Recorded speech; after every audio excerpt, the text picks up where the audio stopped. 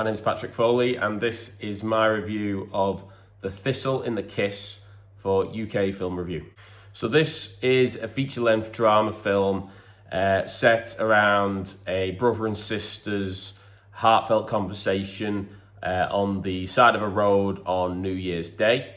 The brother, Declan, who's played by the director and writer Andrew Robertson, has recently undergone a really painful breakup, and he calls upon his sister Rachel, played by Coyne, to come and assist him as he tries to get his car moving again.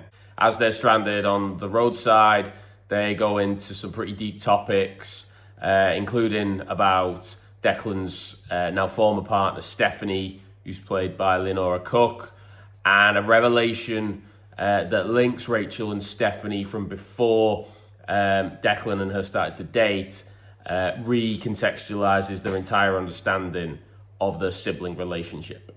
I was really impressed and really enjoyed The Thistle in the Kiss. I thought it takes a sort of bottle episode concept, a single location film, largely set in either the sort of front seats of a car or at the side of a road, and it uses the drama between its characters to construct a long and engaging narrative that viewers will really be interested in where it goes. You quickly get the sense of a bond between the siblings. You can sort of see the roles each play just based off of how they communicate, what the characters are like. You got the sense that Rachel is a bit more of a punchy personality. She's someone who is quite confrontational, quite open speaking. It doesn't hold back anything.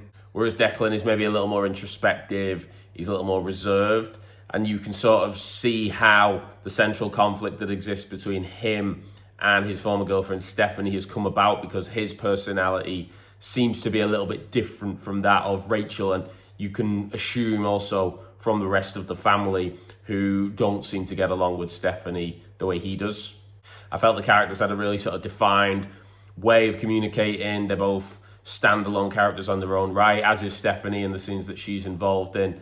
They feel connected but individual and independent as well, which really allows you to connect with them in a way that isn't always present in films where the dialogue and the characteristics are so important to keep your interest. Finding out what the connection is between Rachel and Stephanie could have also seemed a little contrived or a little bit over the top or ridiculous, but it actually does deliver within the context of the film because of this. The one issue maybe I had a little bit of a problem was with the sort of timeline of when Declan's relationship with Stephanie begins and when the events between her and Rachel took place, and perhaps why they hadn't come to light prior to the events of the film.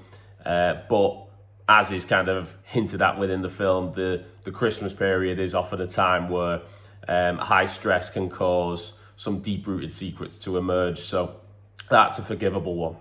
Within the actual conversation itself, this also feels like it comes out naturally, as opposed to being forced out to develop the plot or move things along at a pace that wouldn't perhaps suit the actual conversation if these was real, authentic people. So the filmmakers deserve an awful lot of credit for that.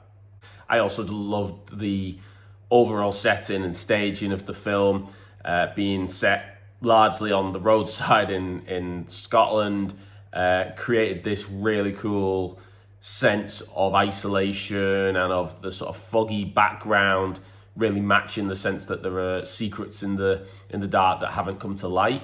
The audience is placed very much as an observer of the past, in that they are kind of seated in the back of the car when Declan and Stephanie are having their argument that ultimately leads to the breakup. And then in the present, we are situated very much within the road, along with Declan and Rachel, as their conversation is unfurling and happening in real time in front of us. And the juxtaposition between those two places the viewer unconsciously into a sense of being involved and being not involved in a situation that's already happened and is already done. For what is ultimately quite a small scale, perhaps you could argue lower stakes personal story, I struggle to see how the directors and the writers, filmmakers could have really delivered this better than what they've done. I think it's a really, really impressive story that they've told. I think viewers will be really, really impressed and have a really great time with The Thistle in the Kiss, and it's one that I would highly recommend seeking out.